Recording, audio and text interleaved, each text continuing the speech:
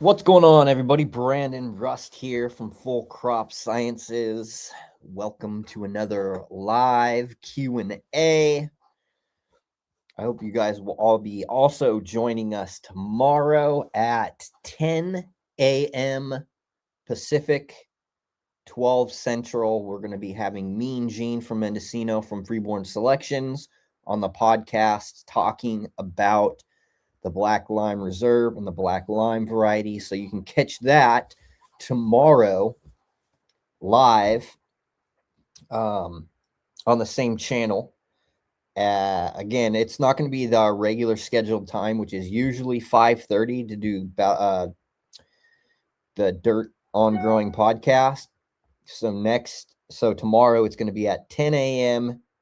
Pacific, 12 Central with Mean Gene. So that'll be a really good podcast. We'll go over the history. He's, told me probably 5 or 6 times, but we're going to get into that. And then Tuesday, the 17th, we also have another episode coming out. We're going to revisit purple streaking in plants, purpling, which is not genetic. You'll learn all about it. But we get into environment, light intensity, genetics, and nutrients for that specific episode. So make sure you guys set your calendars. If you're not already subscribed, make sure you subscribe to the channel.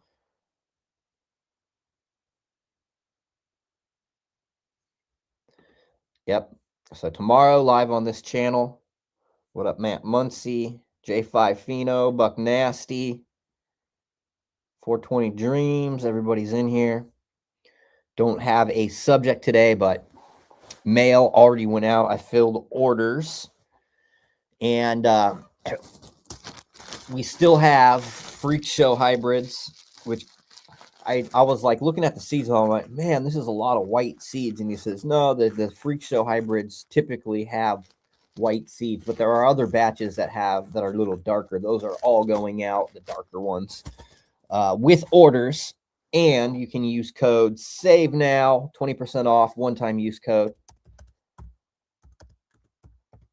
One time for 20% off. All orders come with freebie seeds still until they're gone. Yep. So some of the stuff that we have going on this week. So Friday, I went and looked at a property about 25 minutes from my house. And we are looking to use a FSA loan to buy a farm. I looked at a farm. The house on the property needs to be completely remodeled, but it does have 3 buildings, including an office. It also has a massive amount of space, 10 acres.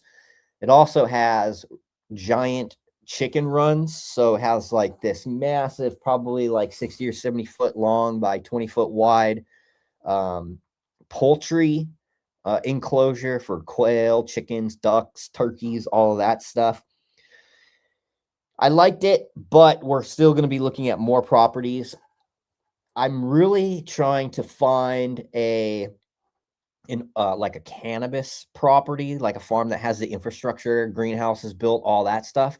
And I don't plan on cultivating cannabis, but I plan on turning it into a regenerative agriculture specialty crop farm for produce, berries, tomatoes, peppers, garlic, all of that good stuff. So we'll be continuing that journey. Will be, as soon as we find the place, we'll put together, we already have a business proposal put together, but we'll format it for the specific property. And then with that, we'll get all the other stuff that we need to get grant money for the regenerative ag projects that are happening. So that's kind of cool. We got that in the works. We'll also be working on something that I'm going to offer. I haven't decided if it's going to be a paid event or if it's going to be free. But if it is paid event, it's probably not going to be more than like $20, $25. But for people who are interested in taking advantage of things like FSA and business loans to start a farm and then is interested in taking advantage of all of the regenerative agriculture grants that the USDA, NRCS, EQIP, all of these different programs that can fund different types of projects with grant money.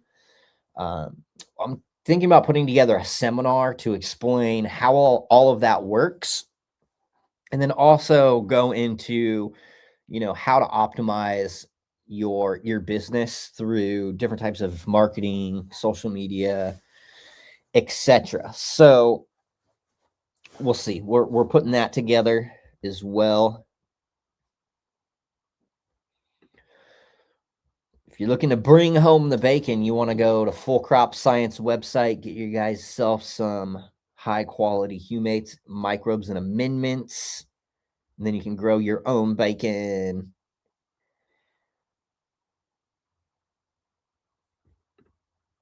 You're a little hurt that you didn't get a notification. Well, make sure you turn your notifications on the channel to stay updated. I do these lives kind of whenever during the weekdays and then scheduled during Tuesday. So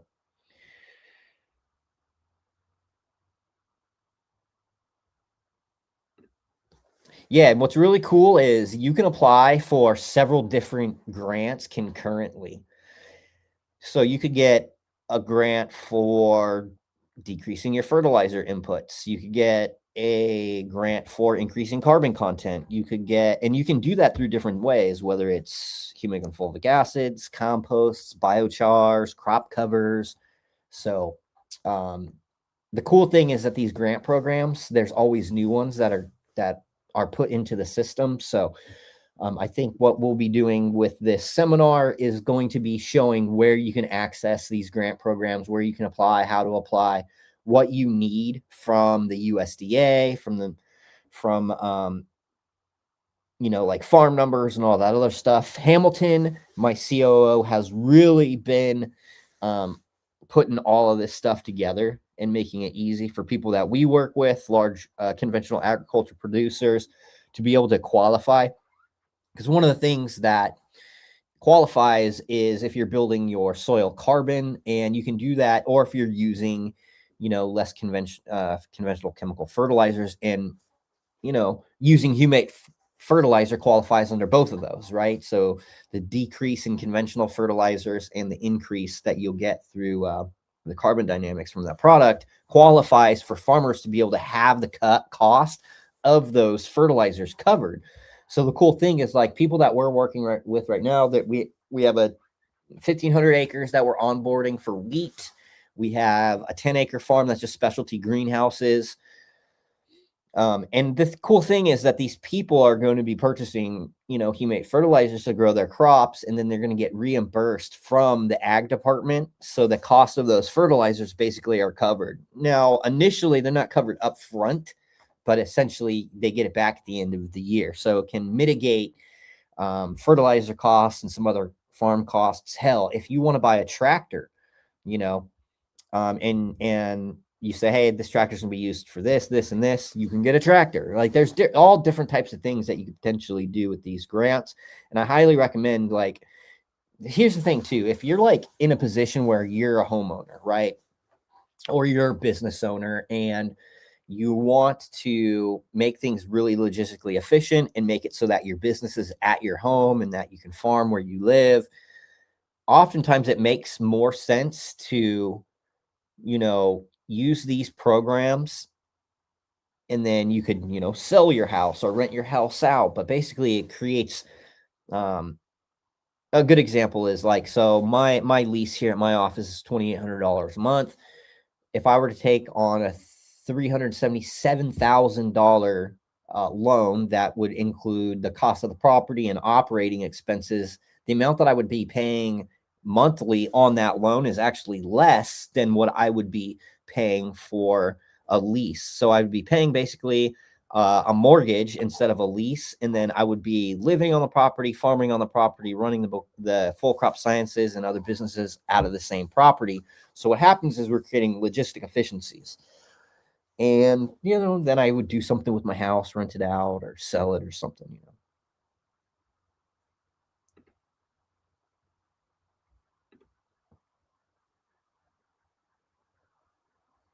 Someone says, I'm getting local 597 Chicagoland says he's getting the whole arsenal today. Yeah, we ship out daily.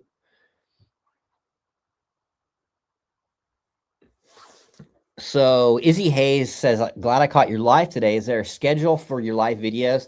So typically during the weekdays, between normal business operating hours, you'll typically find me here. There's not a set schedule. Sometimes I go live, sometimes I don't. I usually get here pretty early in the morning, so I'm able to fill packages, get everything ready for the mailman to come pick things up, do whatever it is that I need to do on the computer. Like this morning, I did another free guide for the podcast that's coming out on the 17th. I put together all the information for the podcast tomorrow with me and Gene from Mendocino. We're going to be talking about the Black Lime Reserve, the history of the genetics. So, once I have time and I have all of my major stuff finished up, I'll come on here. And it's typically between 11 and 1, sometimes daily, not every day, but 5:30 p.m. Central Time every Tuesday is when we have the Dirt on Growing podcast, which is usually geared towards soil health, microbial inoculants, plant nutrition. But tomorrow we're going to have a conversation about genetics, and that should be fun. Make sure you hit that like button. Like and subscribe. Helps the channel. Share. It always helps.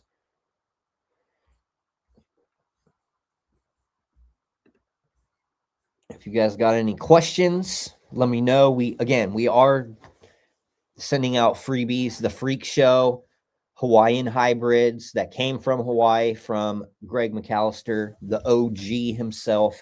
Those are going out with orders.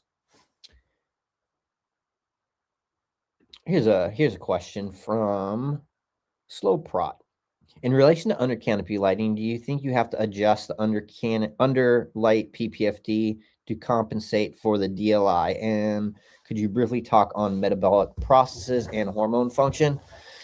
That metabolic processes and hormone function is literally there's hundreds of books written on just small sections of those. But when we're talking about under canopy lighting, I don't really think you're going to have to really adjust the DLI or PPFD at the tops of the canopy, because what's happening is you get a decrease in DLI towards the lower part, and the whole point of under canopy light is to increase the DLI in that lower midsection, so that way you can get a greater yield for those without and be more logistically efficient, right? Because when you're using under canopy lighting, you're not removing a lot of biomass, and typically, conventionally, I would say about 66% of the plant biomass is removed. And so, like, if you're vegging a plant for 4 or 5 weeks and then you're going in there and removing 66% of the biomass,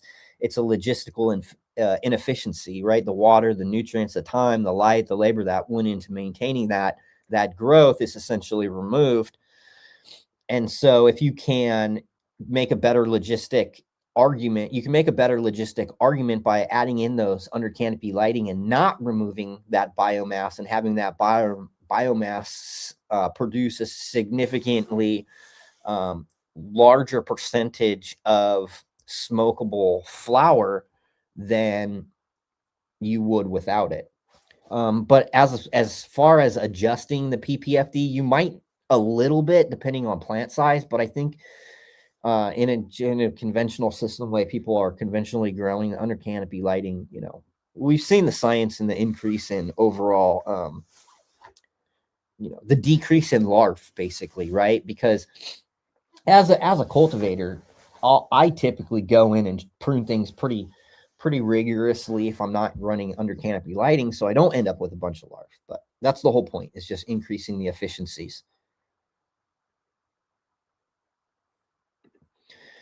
Zach Ficklin says, more info on the Freak Show freebies. So the Freak Show freebies, that was a project with Greg Greg McAllister, and I believe Sean, Pirate Ship Baba, both Hawaiian residents. Greg McAllister, also known as Seattle Greg, was one of the guys that got the original seed stock of what became NL, Northern Lights, from Steve Murphy. He has the oldest grow shop in the country, Steve Murphy, up in Seattle. He gave out seeds and clones of these varieties, and Greg did a bunch of work, got it over to Amsterdam, but he's been doing a bunch of, breeding work for decades, longer than I've been alive. And, he resides out in Hawaii. He likes to do different things. And so he sent me, a bunch of freak show hybrids that he kind of put together. The male was the freak show. And then, he didn't list what the other genetics were.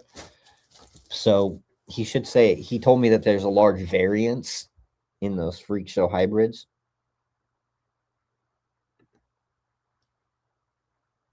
Mean Genes gear that I recommend. So I've actually worked with the Black Lime Reserve for a decade, just over a decade now. So that's what we're going to be talking about tomorrow. I haven't grown anything recently from him, so I wouldn't be the best candidate to give you option. But that's a question to save for tomorrow, because we will be taking live Q&As tomorrow. When he's on the show.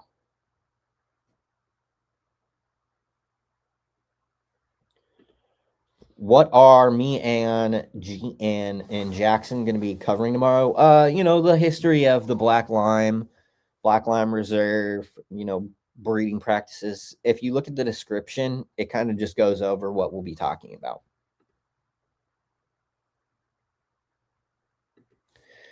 Is the Bacillus subtilis in the Micro Plus, is it the same species as the powder in the small vials? If so, can you give too much of... And if so, can you give your plant too much of it or the trichoderma? I haven't seen it. They're pure spores. There's no talc powder, so there's no carrier. So there's nothing that's going to interact with anything other than the microbes. But nah, I haven't seen Micro Plus. You could definitely do too much of, and it's because the Micro Plus is very acidic. And so you can give too much Micro Plus, but you can't really overdo it with the spores. I have never seen it, and I've used way more than the recommended amount. Here is a question from Team 55. Hey, Brandon, question regarding mammoth lighting and the use of green light spectrum and effect on plant growth. Did you come across any info during my study? So I don't know anything about mammoth lighting. I definitely recommend that if it's lighting or nutrients or whatever it is, that you reach out directly to the company if you have specific questions about theirs. When it comes to green light is usable light, although in the past, people have said, oh, plants don't read green light, blah, blah, blah. They do read green light. Green penetrates deeper into the canopies. It's needed. If you want to learn more about green light and all the other spectrums, there is a video on this channel, Understanding Light. So highly recommend that.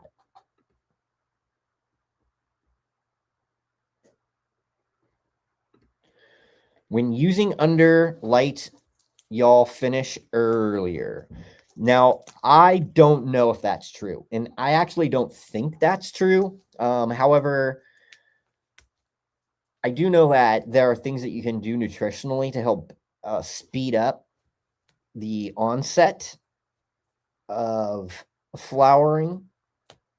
And that has to do a lot to do with micronutrients and the ratio of things like calcium and nitrogen to each other. But I don't believe light itself is going to speed up the actual finishing time.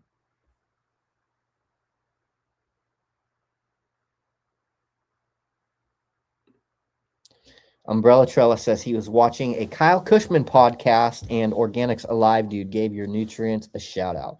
Well, shout out to them as well. I know that they have a nutrient line as well. However, it's different from what I have. Theirs is essentially a product that is created through, I think, yeast cells or microbial cells, where they're feeding the microbes, and then it's like they dry out the microbes and micronize them, I think, is how they kind of do it. But I know that they're proprietary. They're good dudes though too. What are good signs of sulfur toxicity? That's a good question. haven't actually gotten that one any recently. So osmotic stress is the number one. Sulfur toxicity will also decrease your pH, right? So excess sulfate or even elemental sulfur will decrease your media pH. And so sulfur toxicity can actually, the symptoms can actually look like a wide variety of different things, right? Because one, you have the osmotic stress and the spike in EC that can be caused by too much sulfur, too much sulfate. All the issues that can arise from pH issues with too high a sulfate. And then there are some antagonistic things that can happen with sulfate. So sulfur toxicity is oftentimes going to be a little more difficult because, again, the problems with sulfate are really related to nutrient dynamics and soil pH.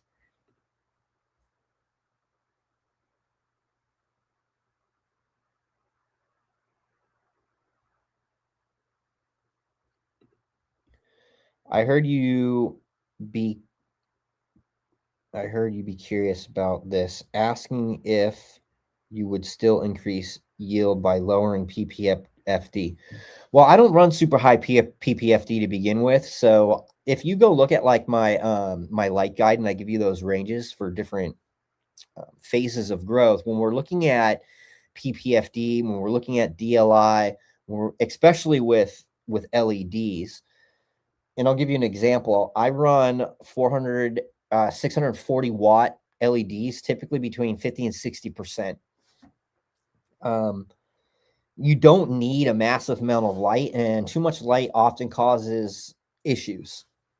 And the podcast on the 17th, when we're talking about purple streaking in plants and how it's not necessarily genetic. Well, there is a genetic component, but we'll talk about that next on the 17th.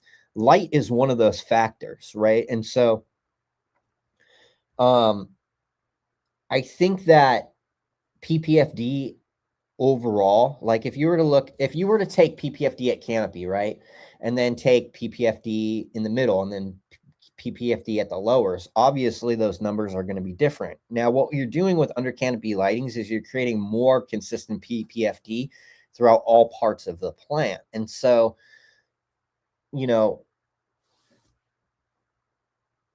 I don't think you're necessarily decreasing the PPFD at the top of the canopy, but you're just creating conditions where it's consistent throughout. If that makes sense to you guys. But light doesn't equate to higher yield or higher quality, right? More light doesn't mean more yield, doesn't mean better quality. There are too many factors that are intertwined into that, right? Like nutrients, which are directly correlated to environment and things like PPFD. So it's not just one. It's not, you can't just say, oh, this is going to do this, right? Because when we're looking at the way systems function, because that's the whole thing. One of the reasons why I do these podcasts is not to teach you things necessarily, but to teach you how to think about things, how to critically think about them, because oftentimes we're dealing with really complex systems that have all these different interworking parts that are connected to each other. And again, just like I mentioned, nutrient dynamics, right? So nutrients, obviously you need to have sufficient quantity, but those nutrients need to be balanced. But even if you have sufficient quantity and balance, something like vapor pressure deficit, which regulates the movement of water through the plant, can affect how the plant is actually uptaking and transporting nutrients. So there's a correlation between the two, and equally are just as important, because you could have, great nutrition in poor environment so that those nutrients aren't making it to the plant. And again, it's like you could have perfect environment and you could have perfect nutrients, but your light intensity is too high, right? And so all these things are all inherently and holistically tied to each other. So the way that you want to approach the thinking of these things is systematically, right? Is how are these things connected to each other? That way you can make the best possible diagnosis when you're looking at something or when you're addressing an issue.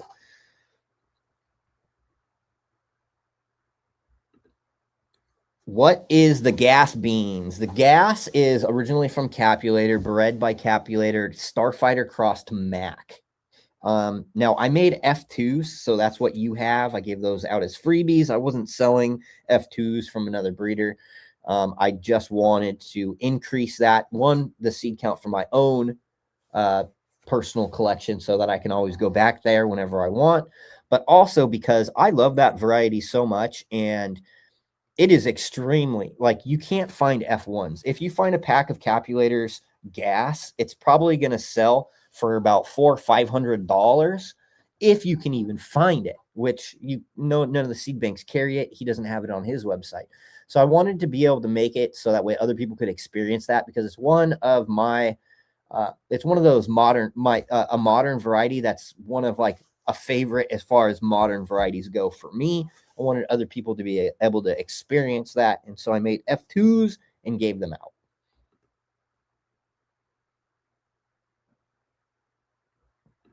Yeah, spectrum tuning can definitely help, but I want to make this very clear. While spectrum does have some influence on plant morphology, plant nutrition is going to have exponentially greater impact on plant morphology. But spectrum tuning is cool. I do like spectrum tuning. And when we have the new facility online next month, we have under canopy lighting and we have spectrum tunable lighting. So everything is tied into each other, and both the under canopy and overhead lighting are tunable.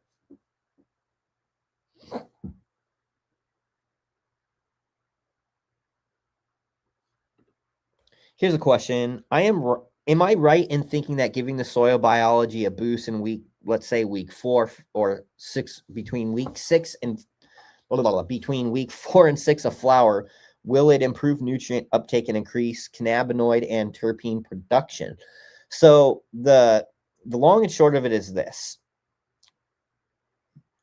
It has an indirect effect on terpene and cannabinoid production, and it can go one of both ways. It could increase and or decrease depending on the nutrient dynamics, right? Because what's happening is when you're using a microbial inoculant, you're essentially expediting the speed in which organic matter is broken down and those nutrients are released in a bioavailable form. Now, if you have, let's say, an overabundance of nitrogen, right, you might or you have an overabundance of organic meals that contain nitrogen, you might expedite the release of that nitrogen at a time when you don't necessarily need it. So yes, it can have a positive impact on nutrient dynamics, especially for energy when it comes to phosphorus liberation, phosphorus availability, micronutrient availability. And so yes, it can, but microbes alone don't do the work. Again, when we're thinking about these systems as a whole, microbes regulate nutrient dynamics, right? Through cycling processes, through organic chelation, through the upregulation of gene transcription, by producing phytohormones.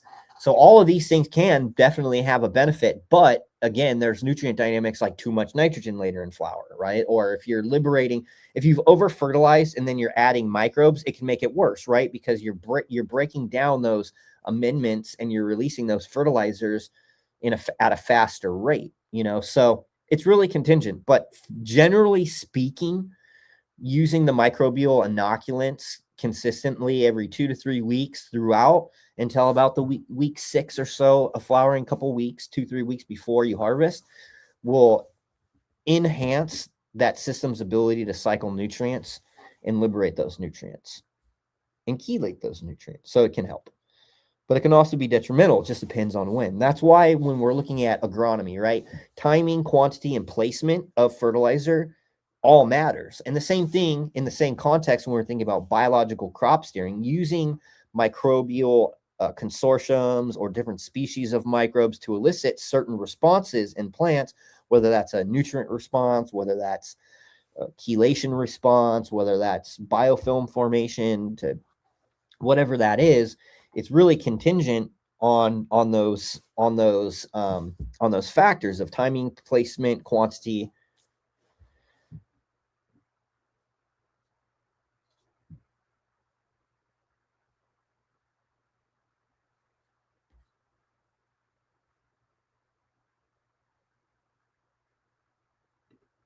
Here's another question. How does Beauveria Bassiana stay in a plant after being applied, and when to reapply? So I like to use the Beauveria Bassiana as a product for my integrated pest management SOPs. So I use it about once per month. But if you have higher insect pressure, or if you have a problem, the dose rate and application frequency tends to increase until that pressure decreases, and then it becomes more of a maintenance type thing.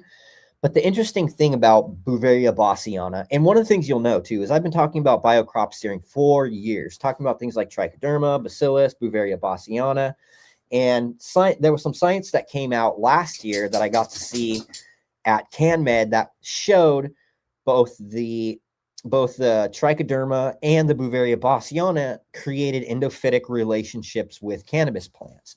Now, what endophytic relationships look like is the plants are the microbes are actually colonizing the internal parts of the plant. So things like it's colonizing things like the roots, getting into the root cuticles, it's getting into the vascular transport systems of those plants.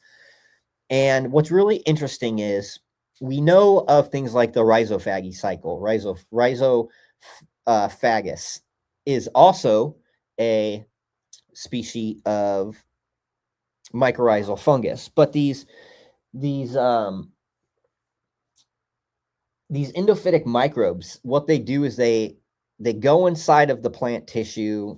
They basically get rid of their outer coatings, which are proteins and contain different plant elements and nutrients, and the plant can take those from them, and the plant is still being protected because it's inside the plant, so it's not experiencing traumatic environmental stresses.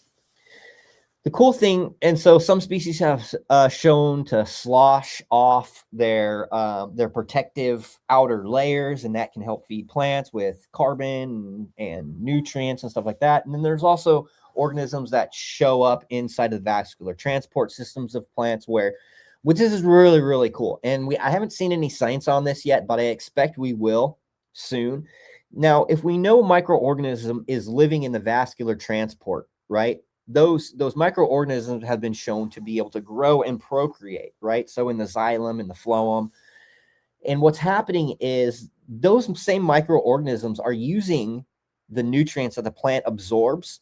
And what you would see in the soil environment, right? Microbes are feeding on organic carbon, they're feeding on carbohydrates, they're feeding on nutrients, and they're releasing secondary metabolites into their environments. Things like amino acids, or things like sodiophores, things like acids, things like enzymes, proteins, all of these different chemical compounds that do biochemical work on the substrate. Now, what's happening is when the plant is actually, what I suspect is when the plant is working endophytically in the vascular transport systems, those microorganisms are also producing these same types of secondary metabolites. And so what I would love to see is how these secondary metabolites that are on the inside of the plant, phytohormones, chelation compounds, enzymes, are they acting as carbon skeletons for different metabolic processes? Are they fueling energy mechanics? Are they, what are they doing internally? I want to see how the metabolites of those microorganisms are affecting the biology of that plant system. Now, we know from things in human health that our gut microbiome, which is similar to a soil microbiome, produces different types of enzymes and organic acids, and they've also been shown to be responsible for things like serotonin release, right? And overall hormone health of the human system body. So my thinking, I go, well, look at in biology, cells and stuff like that, they feed similarly, they do similar things. So I would hypothesize that these metabolites that are being produced internally inside of the plant are probably having some type of cascade effect, a beneficial cascade effect on that plant system, on that plant's metabolism, on the energy states of that plant. But the question is, what are they? You know, so hopefully we'll see more science on that. And once it comes out, if it does, I'll be able to go down that rabbit hole with you guys.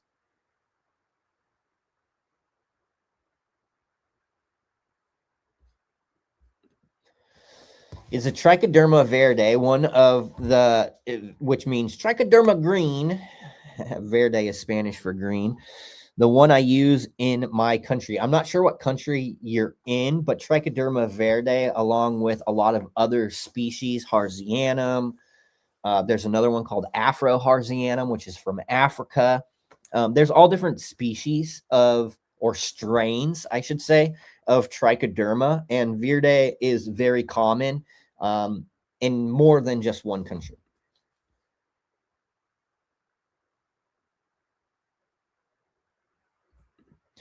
We use green light during IPM in our facility with lights off. I don't know about it being on doing something. Yeah, it can. So it's really the intensity of that light, right? So the plant does read green light. And so if you've got really bright green lights, the plant may respond to that. If you've got really dim green lights to where you can barely see, but it's just enough to get around and do your IPM stuff, it's probably fine. It probably won't cause any issues.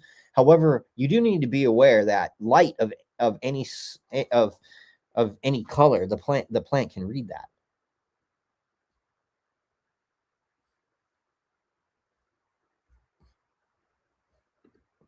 Here's another question from All Stars. It says, Brandon, did you get more into the educational side of the plant before or after your time served? Also, what books would you recommend?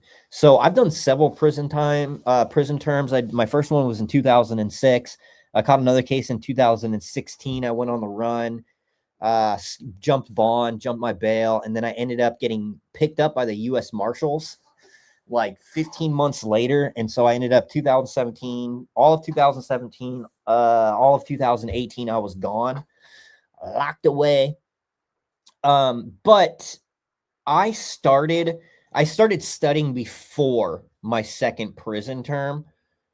It was after my first term, but what happened was I did a hydroponics ebb and flow bucket systems for 11 years. And then I switched over to soil with, conventional salts. And then I switched over to organics in like 2014, 2015. So I was doing organic cultivation, doing the education when I caught my case in 2015, but it wasn't until 2 years later, almost 2 years later, that I actually like got and did my time, because I went on the run. I was like, I worked too hard, motherfuckers. I was like, you're going to have to work just as hard to catch me as I worked to fucking grow this plant. That was my mentality on it. So I went and did all my court cases. And then when they do sentencing, they give you your sentencing, and then they fucking cuff you and they take you into custody. I skipped out on that last court date, and I was like, book it. I went and lived in Amnesty for about a year. Had somebody else put a place in their name, the electric, all the utilities and everything, and I just was trapping. Now, I had resources because I had like 25 or 30 G's saved up when I got locked up, because I knew at some point I was going to get locked up. And so while I was in, I actually had my girlfriend at the time send me a bunch of resources. So I was able to study for that 18 months pretty religiously, you could say. And then when I got out, I was like, I was working for my homeboy's flooring company for about 6 months before I could, get all the FEDIA and everything situated to build out another grow or whatever. And I ended up getting another grow. And then I started, as soon as that happened, I started implementing the agronomic principles, right? The data analysis, soil testing. So in 2019, I really started to focus real strong on the soil agronomy, right? And I used books and references like this one right here, which is The Art of Balancing Soil Nutrients. And this is by Bill McKibben. And he uses the same lab that I use. So the way that he writ this book, it goes over the Logan Labs tests, right? So you can see a picture of that right there. There's a Logan Labs test. And then if you look here, I use the same lab. So this is a really good reference book. And this book is really meant for things like corn and soy conventional. So it's not fully applicable to like peat-based medias, modified growing mixes, living soils. But it is a great reference point, and it's filled with tons of information. Bill McKibben also has another book as well. I can't remember the title of the other book that he has. Another book it's called Principles and Applications of Soil Microbiology. There is now a third edition. It's around $160, but it is my Bible. I have every edition, a copy of every single edition. 2022, I think they came out with a third edition, and dude, they're bangers. If you want to learn about the stuff that I talk about and really get in depth, those are the books that you want to read. But I have a ton of books. I've got a bookshelf right there with a bunch of books on it. I've got tons of books at home. And then Dr. George, who owns NASA Agricultural Technologies, said that he's got about 10,000 books for me that he put in his will. But, soil microbiology and biochemistry is a really good one. It's when you start getting into this type of stuff, it might be over a lot of your all's heads, but if you just keep reading, and it took me a long time, I had to self-educate, right? So agronomy, microbiology, all things that I talk about, I'm self-educated on. And I have had help from, again, Dr. George. He was a NASA scientist. But when you start getting into stuff like soil microbiology and biochemistry, so biochem is probably one of the hardest subjects to tackle, especially if you're trying to get a college degree. But the way that biology, soil microbiology, and the way that chemistry and biology interface is absolutely amazing. And it's one of the things that led me to things like biocrop steering, understanding how the chemicals that microbes produce interface with their environment. It's how to understand nutrient dynamics.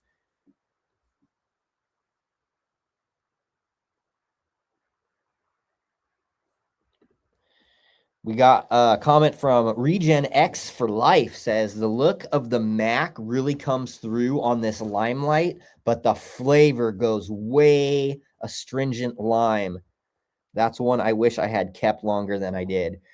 Yeah, well, don't worry. We're going to be getting back into the lime stuff this year. I just popped some F4 Blueberry Train Max, so I'm going to go run through some of those. And I also went back into some old stuff, my Death Breath, which is Limarilla Purple Kush. And I got some other stuff that I'm just hunting through because I have seed releases. Like I have things packaged up, ready to go, but I still got to test them. But around July or so, I should be getting back into the Limarilla projects, and we're going to progress some of those lines. And so they'll be back. You guys they'll be available. I know it's hard to get some of my seeds, guys, and it's not something I do on purpose, but I also, I'm not like a seed company, right? I do have a seed company, but it's not like my main thing, the driving force behind what I do. And I understand that it can be hard to get my stuff because it sells out, but it's one of the reasons why you make sure you follow along, make sure you're subscribed to the newsletter, so that way you guys don't miss out when I do those drops. Because I do have a drop coming in about 3 or 4 weeks, the Gay Laser and the Blueberry Starliner.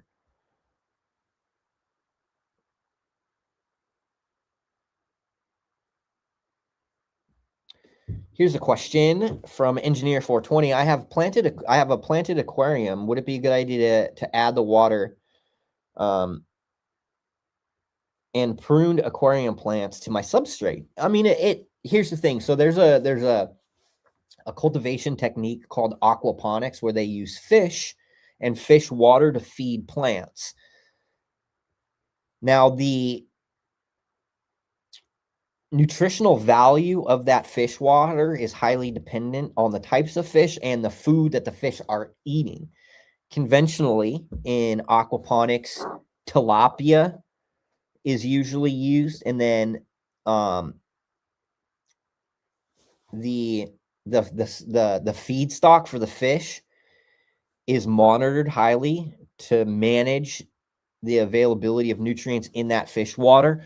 But if you really want to learn about aquaponics, I highly recommend the Growing with Fishes podcast. That is my friend Steve, also known as Potent Ponics.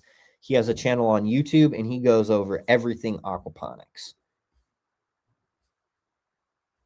But it won't hurt. It does have microbes in it. It does have nutrients in it. So you can use aquarium water.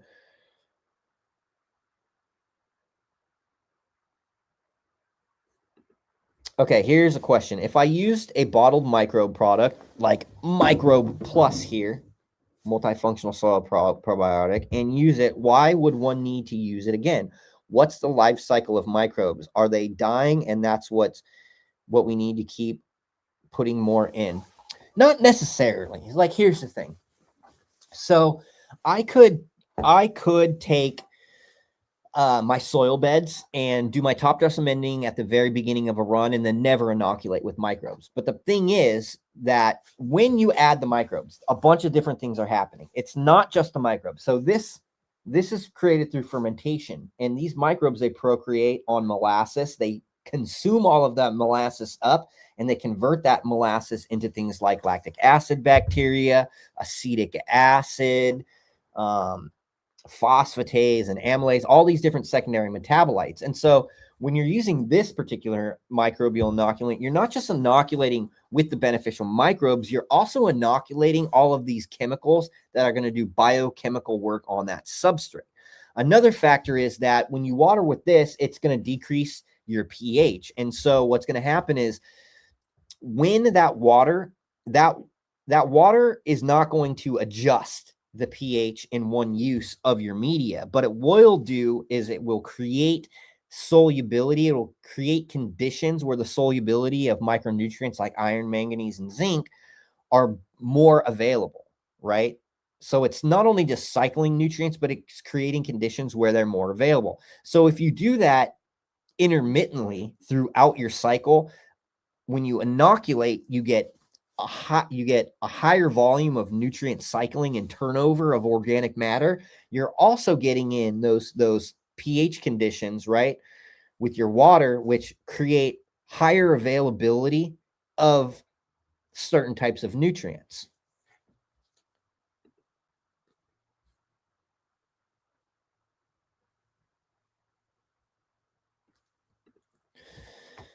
Does enzymes or liquid humic acid break down perlite into potting mixes? Well, perlite is it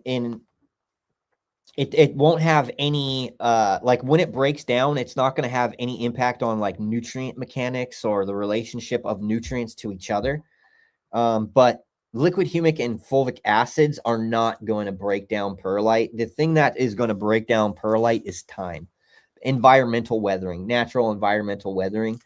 But it just breaks it down basically into sand. So it's not going to have any type of, if it does break down, shouldn't be an issue.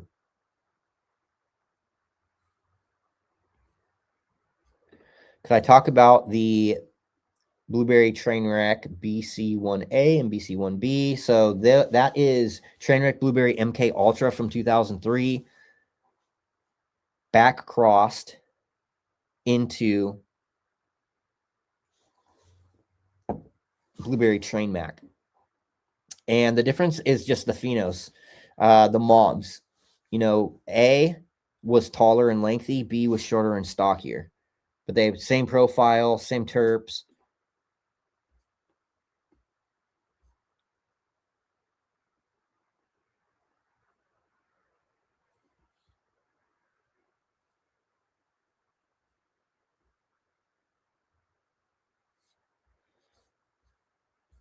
Here's a comment that says his lab managed to induce nanifying gene to decrease internodal length in low productive var. That's cool.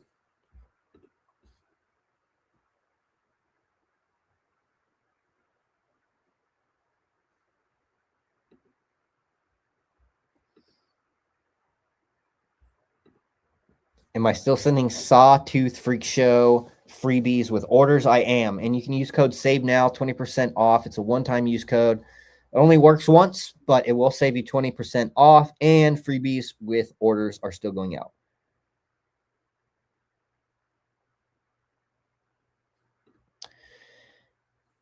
Can you clear up a discrepancy on your Calcil product? On the bag, it says 1 tablespoon per gallon, but on the Humate Fertigation Plan, the Calcil says 1 teaspoon. Yeah, so 1 tablespoon per gallon as a top dress. Usually that is to just help with a pH adjustment. And then in water, 1 teaspoon per gallon. But our new labels are coming soon. They'll be the end of February. We have new packaging, so everything will be cleared up on that.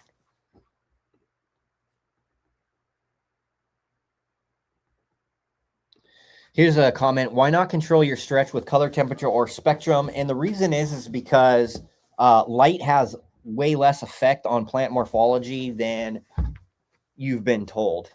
Again, I'll say this again. I said it earlier. Plant nutrition has exponentially more effect on plant morphology than light. And I'll give you an example. You know, it's said that red spectrum really increases the stretch, right? Internodal length, stuff like that.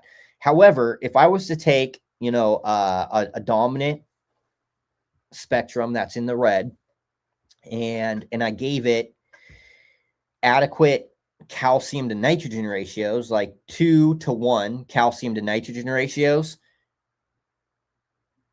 it's going to act differently, right? So it's like more nitrogen will cause more stretching.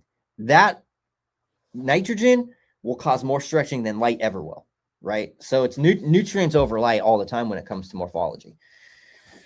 Just something to think about.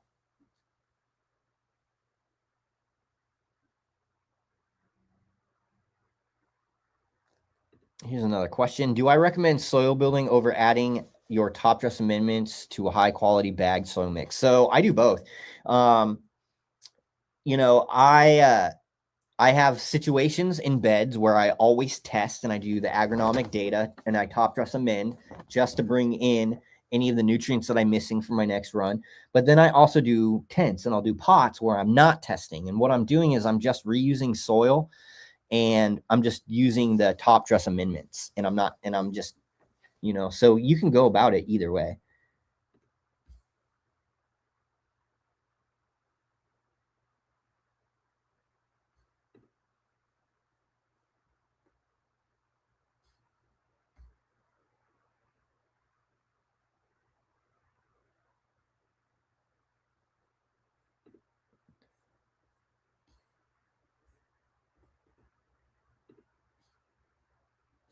Trying to catch up on comments. Sorry, guys. I always get behind.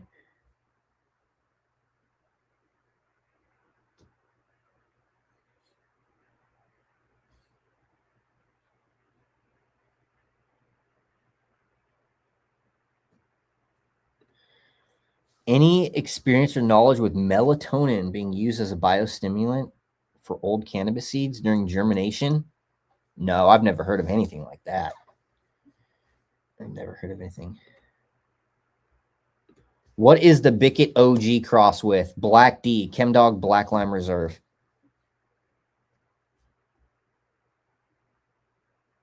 Mark Nelson says the BC1B and BC1A are both top notch. He loves them. Yeah, here's the last seeds that went out were the Bicket OG, Chemdog BLA.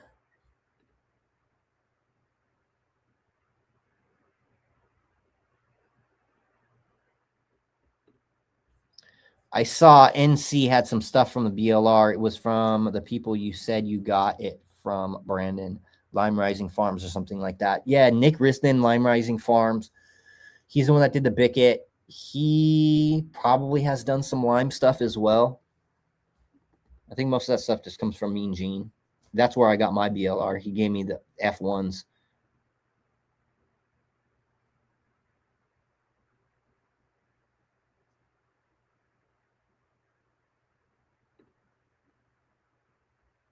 What are my thoughts on the sawtooth strain? I have no idea. I haven't grown it. These seeds were given to me basically to give out to the community. Greg was like, look, you can have these. I don't want anything. I don't need any money, blah, blah, blah. They're for you to benefit from. And so I was like, well, if you're just giving them to me, dude, I'm just going to pass it on. I'm going to give them to the community. You know what I mean? I haven't grown them out. I don't have any desire to grow them out. Not because I don't think they're good, but because my list of things that I'm going through right now, I have too much stuff that of my own stuff that I'm working on. And so I don't have time to grow out other people's stuff at the moment. What is the point of worms in the soil? Worms do a lot of different stuff. They eat organic matter. They promote biology. They aerate soil, which has a downstream positive effect on gas and water exchange. Worms do a bunch.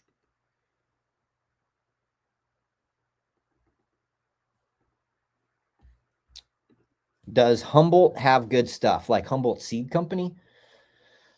I mean, I've grown some stuff out by Humboldt Seed Company. I grew out their blueberry muffin. It was, it was good. It wasn't like, I'm really particular. I like what I like. So it wasn't OG, it wasn't Chem, it wasn't Hayes. So it wasn't really for me, but it was good. I mean, there's a lot of good. Yeah. Humboldt Seed Company's pretty legit, man. How long does it take for seeds to mature? It just depends on the variety. Typically around 8 weeks. So it's another thing that I talk about. If you're doing seed breeding, you're oftentimes going past what the typical flowering time is for that variety. Because I typically pollinate at week like 4, 5. Anyway, I'm going to get going. Make sure you guys go tap in and tune in tomorrow for the live podcast.